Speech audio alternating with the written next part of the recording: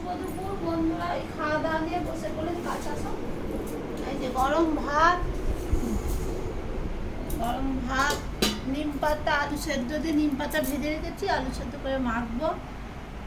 আর কালকে মুসুর ডাল ছিল, ওটা গরম করে নিয়েছি, কেন এখন গ্যাসের খুব ক্রাইসিস বাবা।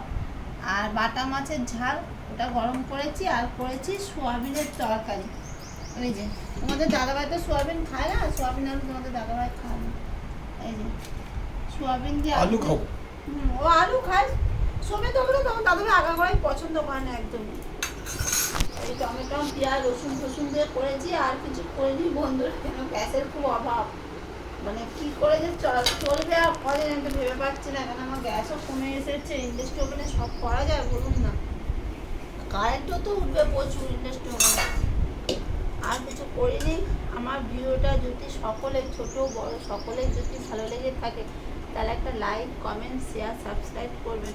এখন আর সারাদিন ভিডিও দিতে পারছে না, একটু মন মেজাজ খুবই খারাপ, পরে জানাবো, প্রচণ্ড খারাপ, ওর জন্য ভিডিও দিতে পারছি না।